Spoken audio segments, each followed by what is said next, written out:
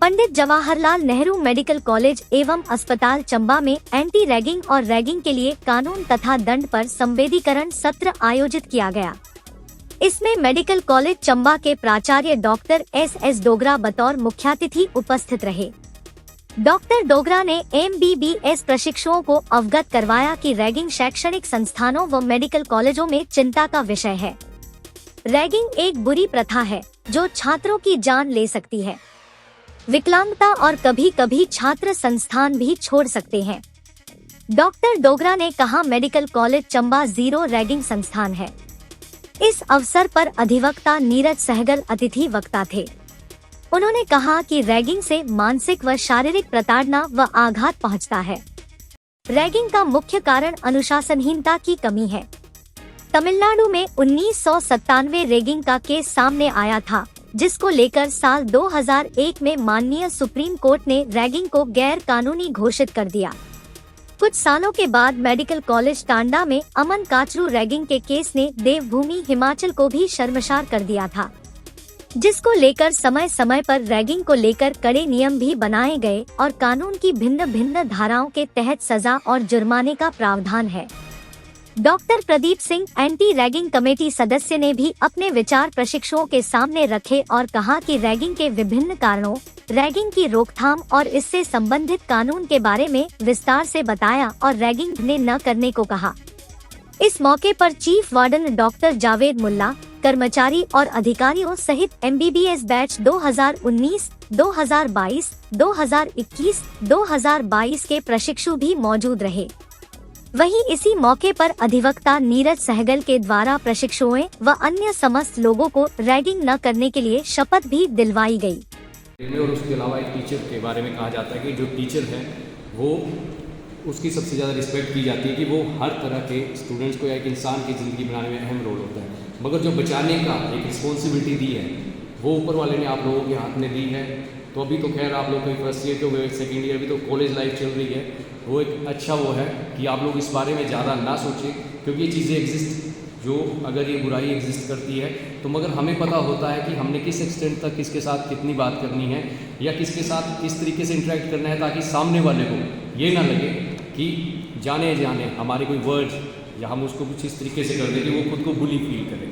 और जिस वजह से ज़रूरी नहीं है, कई बार वो रिपोर्ट भी नहीं करते हैं, मगर वो बच्चा अगर अंदर ही अंदर, आज की डेट में आप सब लोग यहाँ हॉस्टल में रह रहे होंगे या प्राइवेट अकोमोडेशन ली होगी, मोस्टली सबके पेरेंट्स यहाँ से दूर ही बैठे हैं। स्टूडेंट लाइफ में यही सब ये प्रैक्टिकल वे में है।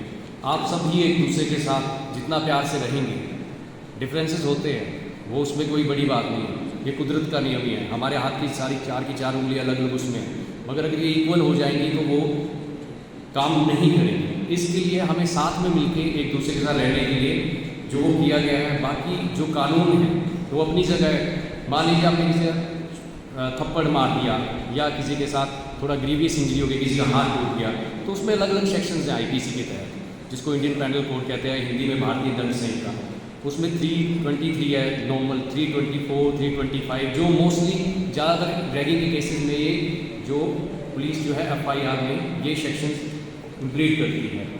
जो हिमाचल में हुआ था उसमें 304 भी थी, उसमें जो लड़के की डेथ हो गई थी, पहले उनके एक दिन ईयर ड्रम उनका हो गया था, नेक्स्ट डे उनकी डेथ हो गई थी।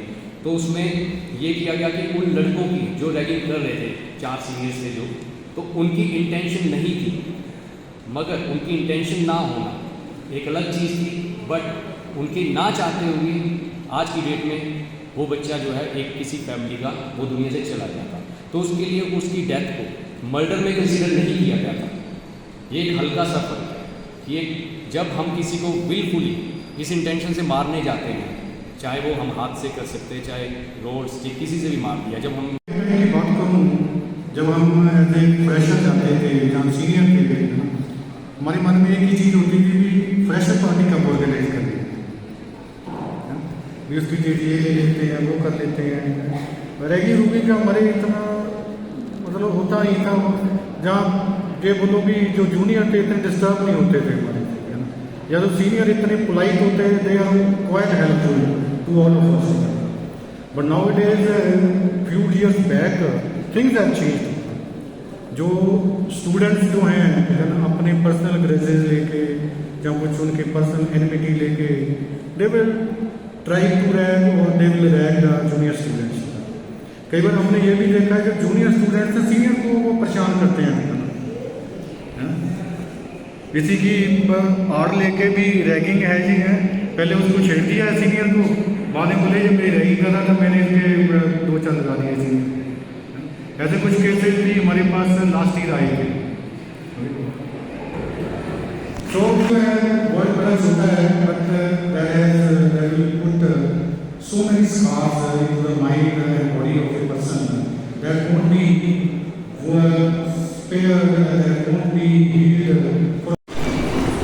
So I welcome you all to this sensitization to celebrate the anti-ragging week.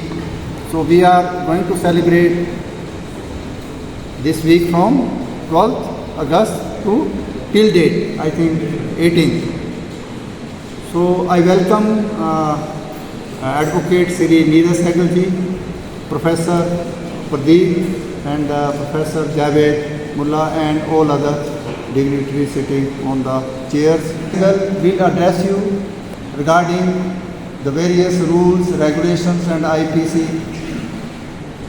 If someone get himself or herself indulged in any kind of ragging, whether in the college or outside the college, or in the hostel itself.